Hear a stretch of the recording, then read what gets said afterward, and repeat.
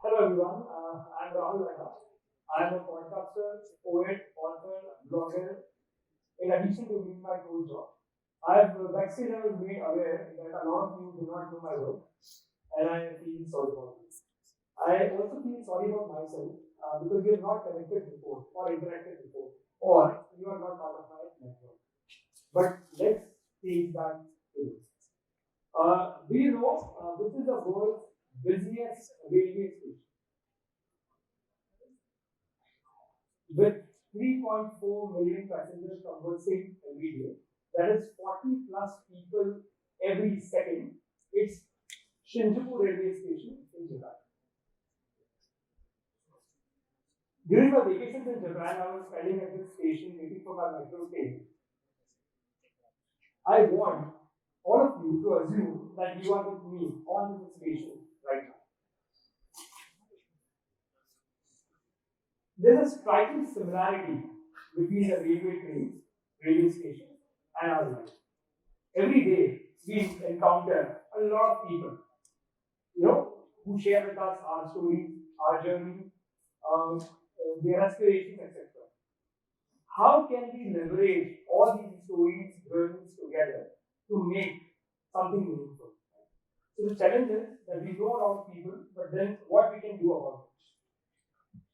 How we can make a meaningful connection with people, number one, and how we can genuinely use this connection for opportunities and growth. However, you may wonder that why we want to network.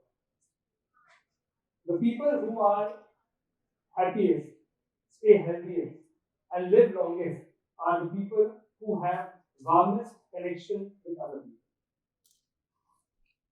77% of the recruiters use professional social network to sort or short profile. 85% of the people are get a job through networking, and 88% of the people agree that networking is one of the key things for furthering of their career. And the numbers are quite similar when it comes to startup, business, or other areas. In fact, a lot of startups have become unicorn by leveraging the power of network. They use the network of drivers or network of bread and breakfast providers to become a unicorn from the start. Talking about myself as well, my graduation admission, my first job, my first book, my first podcast, as well as my life partner, and this TEDx talk, all are part of some relationship with some of the networks. So clearly, networking is one of the biggest assets that can give you the highest return on your time investment. And you can train your brain to become an effective social networker. No, I'm not joking. I'm bringing your attention to a proven concept called brain plasticity or neuroplasticity. So the age-old notion was that our brain is static, but science has confirmed that brain has unlimited potential to grow itself. It can grow with age, and it can gain, the knowledge, etc., and it can grow bigger. So essentially, your brain can flourish. Take for example, you go to learn some music, or you go to learn some language. Your brain will have a profound transformation. Automatically, you will learn and the brain will expand. Your neurons in the brain will make way for your newly learned expertise. Same concept of neuroplasticity applies when it comes to social networking. By practice and repeatedness, you can make yourself a better network. You can learn how to empathize with people. You can create meaningful and authentic connections. So clearly, this skill is learnable and coachable. Now you may question that some people have better skills when it comes to networking, while some do not have. So what is that these super social networkers are doing, which others are not able to do? With my years of experience practicing this domain and knowledge, I've come to figure out that these successful social networkers follow some principles, and I'm sharing with you that today. For the ease of use, I've distilled these principles into an acronym solid, where S stands for sustainable, O for omniscient, L for linkable and neat, I for impactful, and D for dynamic. So solid. So talking about sustainable. If you've seen how a bamboo tree grows, you water it, plant it, sow the seed for first year, nothing happens. You continue to water the seed, water the plant for second year, still nothing happens. You continue the process for third year, fourth year, nothing happens. Suddenly, in the fifth year, something remarkable happens. In less than 6 weeks, the bamboo tree grows 80 feet tall. Yes, 80 feet tall. So what does the bamboo tree does for all these years? It was making its root stronger. Networking is a lot like bamboo tree. In the beginning, for a few years, you might see that exercise is very futile. But eventually, when it start to pay you return, you will realize that this is very, very impactful. Right? So, sustainable networking demands passion. If you play well on your passion will pay you well. So, whenever you interact with people, whenever you connect with people, try to do it very meaningfully. Try to learn as much as you can about those people. Try to remember their stories, try to remember about them, their hobbies, etc. I know it's not easy. This is a diagram. This is basically, you can say, my mind map. This is how I try to remember the information that I first meet someone. It's very simple because what I do is I create some buckets in my mind. Demographics about the people, psychographics about the people, their likes, their dislikes, their hobbies, some key events in their life like their birth, anniversary, etc. And then my connection with them. Did I meet them at TEDx? Did I meet them at college? Where did I meet them? And with practice, in a couple of years, you will master it. And then it will become very easy for you to connect with people. So try to create a bucket of meaningful information the moment you meet someone. Okay? I met one of the colleagues 2 weeks back. He mentioned to me that his wife was not doing well. 3 days before when I met him again, the first question my mind reverted to him was, how is your wife doing? Is everything okay in your family? And believe me, these kind of conversations that you are able to have creates a very, very meaningful impact. Right? One of my friends, whenever he goes to a conference and whatever speaker he likes, he sends them a thank you note, very heartfelt, and along with that thank you note, he gives a couple of ideas as to what next talks would be or what better ideas we can incorporate. And believe me, that has gone a very long way. So much so that this person, my friend and the speaker, went into a business partnership. Back in my college days, we were struggling when we were doing our own annual event. We were struggling to get a main sponsor. And something struck my mind that I knew a classmate of mine who knows somebody who has a family business. I reached out to her, told her that I'm struggling to get a sponsor, and she would help. I offered the benefits a sponsor can get, also offered the benefits which she can get to connect us up, and within 1 day, we got our main sponsor, who was a CEO who wanted to launch hairstyle product here in the city. So sustainable networking demands passion. Sustainable networking also demands perseverance. Nothing can beat perseverance in practice. So whenever you go for any networking event, be it online or be it in person, try to connect with people. Try to talk to them whenever you can. Try to use the breaks in between to talk to people, and thus you become better. In fact, one of my colleagues tried to talk to people in the lift also. Sometimes if there is nobody, then he talks to the lift. But essentially, the idea what I'm trying to make here is practice, because with practice you will gain experience. अनुभव की भट्टी में जो तपकर ढले हैं, दुनिया के बाजारों में वही सिक्के चले. So try to gain a lot of experience. Sustainable networking also requires preparedness. One of my friends, she's like amazing. Whenever she's aware that somebody is coming, she will get full knowledge about that person like a book.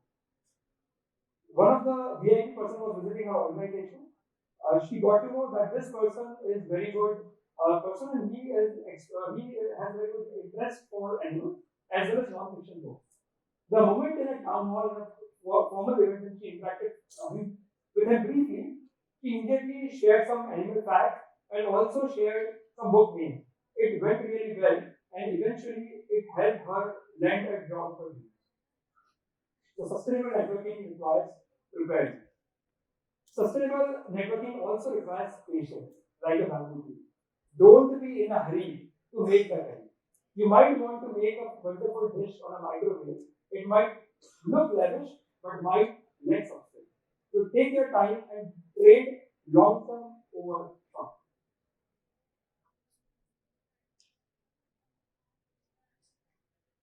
Only sense. If I dash my car somewhere or I have a small quarrel with somebody, the first thing we do is what? We pick out our phone and say, hey, you don't know me who I am. If I do make a phone call, there will be 100 people sitting with you here right now to bash you up. Can I have a show of hands and tell me how many of you are guilty of doing this at least once in your life? Be honest. Very good. Calling people and telling them that, I have a huge sort of network. This is nothing but only skill. Your network is available everywhere for you. In a market, in a college, in a hostel, on the road, right? On a serious note, what I'm trying to say here is, for whatever your domain is, maybe branch, maybe arts, whatever, try to expand your network beyond your simple domain. So if you are a doctor, don't just focus on having doctors in your network. Suppose you are a chef, don't just have culinary experts in your group. Try to add a nutritionist. They might suggest you better culinary ideas, healthy culinary ideas. And try to add a visual graphical designer also. They might make your dish appear better. So what I'm trying to say is expand your network. Similarly, have a multi-layered network, like a peel of onion. You should have some people who can mentor you, some people who are your peers who can support you, and then some influencers who can help you to knock the opportunity. So don't restrict yourself to one department, expand it vertically, horizontally, everywhere.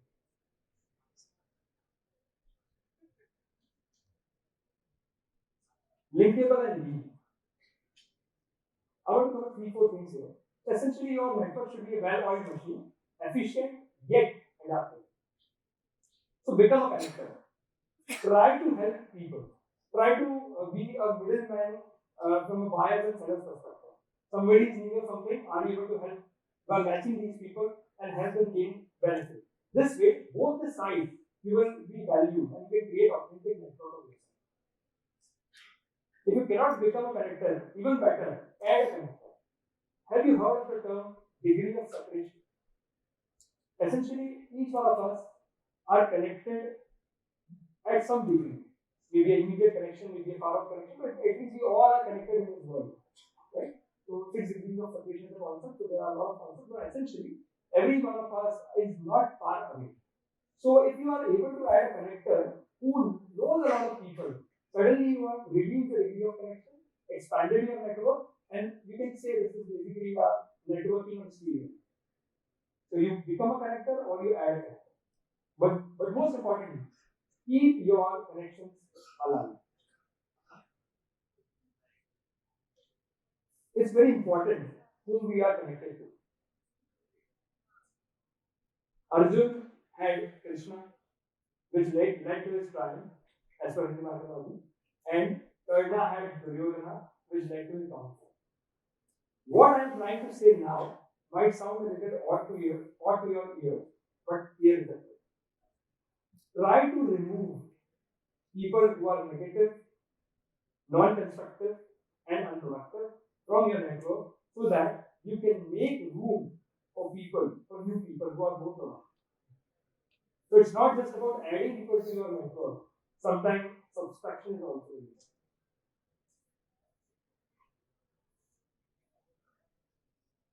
Needless to say, quality triumphs over quantity.